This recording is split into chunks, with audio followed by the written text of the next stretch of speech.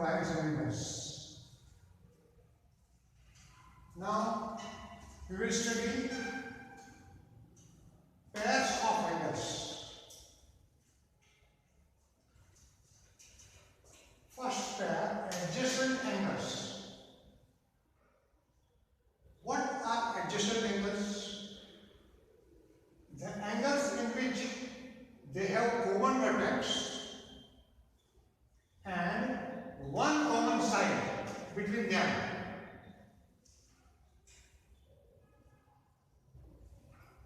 They are called adjacent angles. Adjacent angles, this pair is always coplanar. This ray cannot be out of the plane of this ball or the plane made by these two rays. One angle is always coplanar, but here there is a third angle.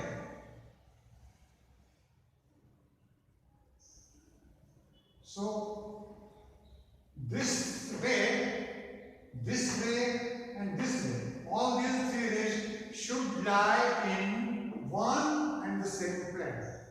Then and only then the angles will be adjacent, condition number 1. They must have common vertex, condition number 2. They must have one common side, condition number 3.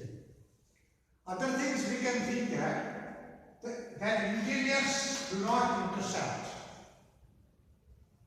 Third thing, important thing about adjacent angle is that the sum of measures of these two angles is equal to the angle made by uncommon sides.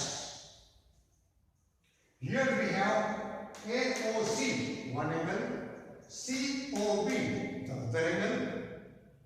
These are two adjacent angles because they have one common vertex O, they have one common side OC. The interior of angle AOC and interior of angle COB do not intersect. They are different. And all these three rays lie in the same plane, the plane of the blackboard. Thus, these are two adjacent angles. Adjacent angles must have the vertex common.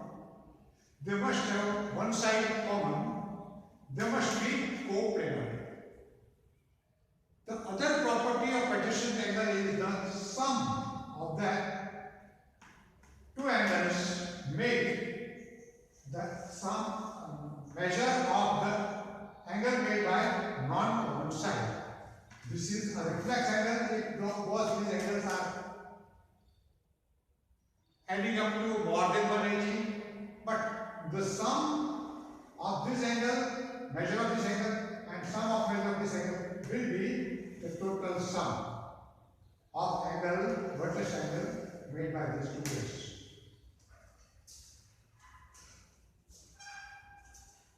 Complementary angles.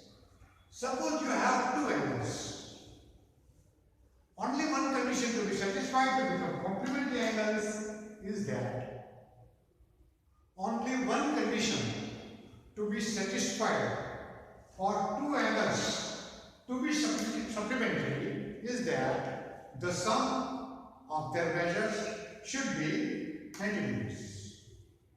It is not necessary that they are coplanar. It is not necessary that they are adjacent. Maybe one angle somewhere here, the other angle somewhere elsewhere. No matter.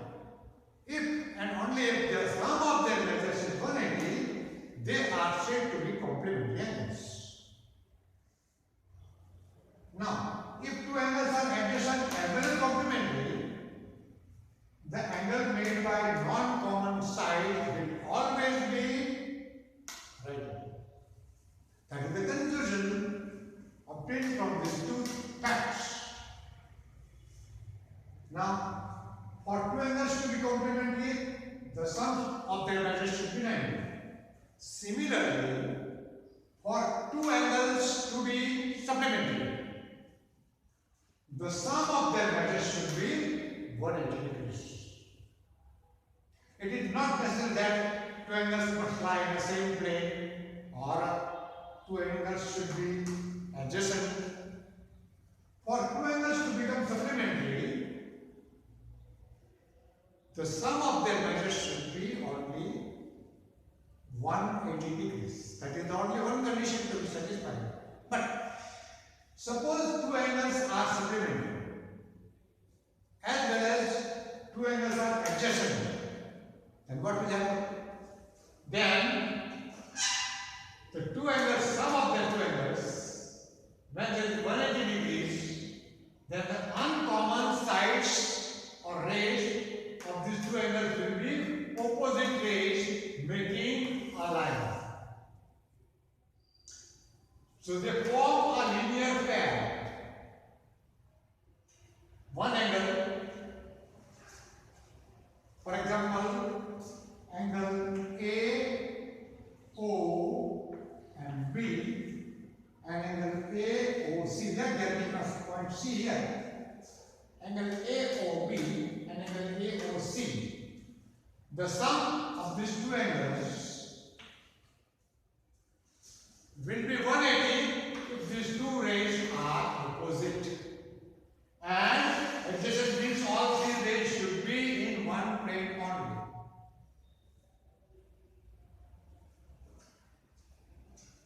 These angles should be angle AOB and AOC coplanar. These angles should be adjacent, means having only one vertex and one common ray.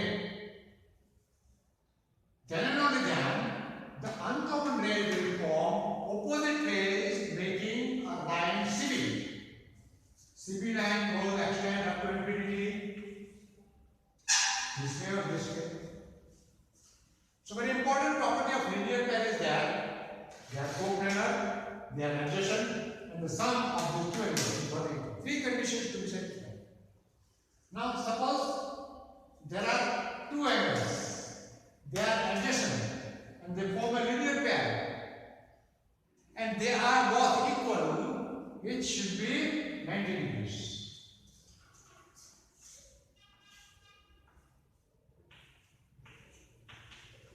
P, Q, R, S. Angle PSQ, angle PSR are both are adjacent angles because vertex C, S is common between them. The opposite rays SR and SQ form a line, they form a linear pair, they are equal. So each will have 180 divided by 2, that is 90 degrees. Each one will be 90 degrees in measure. So that the sum of the two angles will be 180 degrees. Now suppose we have two angles like this. Angle AOB and angle CP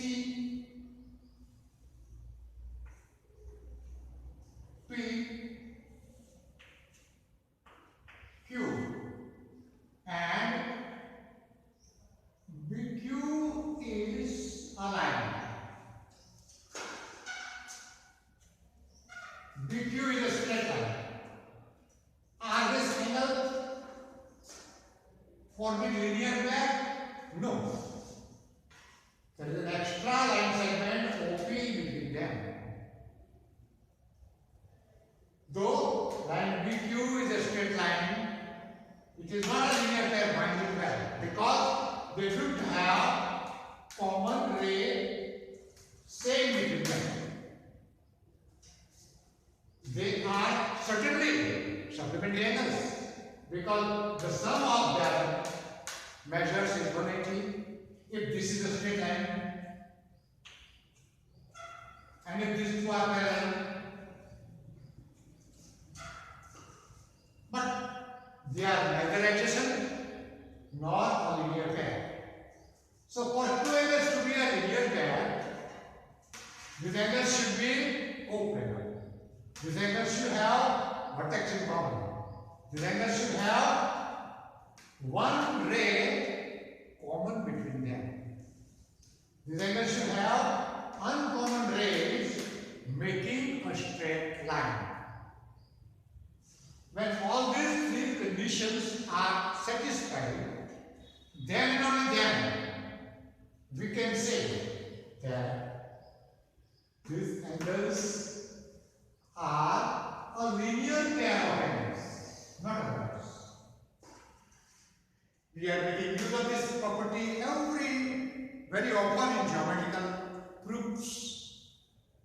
So that try to prepare and understand this property very well, because all these properties are very useful in proving certain facts and giving proofs.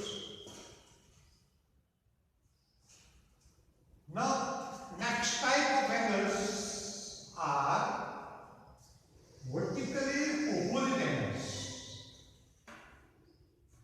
Mind the wordings, vertically opposite. When two lines intersect each other, they form two pairs of vertically opposite angles. These pairs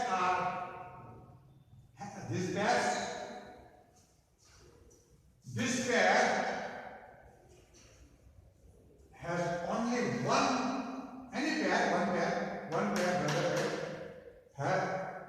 these pairs have only one point in common, that is common vertex, the point of intersection. Now, mind well that whenever two lines intersect, they are always coplanar. When line AB intersects line CD, all these lines, both of them, lie in one and the same plane. Therefore, angle AOC and angle COB form a linear pair. Angle COB and angle BOD also form a linear pair. Similarly, angle AOD and angle AOC form a linear pair. Also, angle AOC and angle COB form an adjacent pair too. Similarly, angle COB and angle BOD also form an adjacent pair too. So is the case with angle ABOD and BOA. BOA and AOC. We can speak the angle AOC as angle AOC or angle COA. But when there are more than one angle at the same vertex, we cannot say the name of the angle in one letter only. Because angle O, which one? So we should always mention the name of the angle in three letters, which middle letter as vertex, one letter of one side, the other letter of the other side. Thus, when two lines intersect, they form four angles, out of which one pair, second pair, third pair, and fourth pair. Four pair of adjacent angles are formed. Similarly, four pairs of linear angles are formed. But if you see that angle AOC and BOD, they have only one vertex O in common. The sides are not common, so are the interiors of these angles. They are called vertically opposite. Now, vertically opposite angles when two lines intersect are always congruent, having same measure. This is a very important property of vertically opposite angles. This property we are making use many times. When two angles are in same plane, they have only one common vertex between them, and they are formed by two intersecting lines. They are vertically opposite. They always have same measures. Thus, if the measure of this angle is 60 degrees, the measure of this angle will also be 60 degrees. Whatever be the measure of this angle, AOP, same will be the measure of angle BOC. Thus, for vertically opposite angles, pair, their measures are always equal. This is an important property of vertically opposite angle pair. We are making use of this property a number of times in various groups. So mark it well and learn it well. Vertically opposite angles. Dear students, try to comprehend these various definitions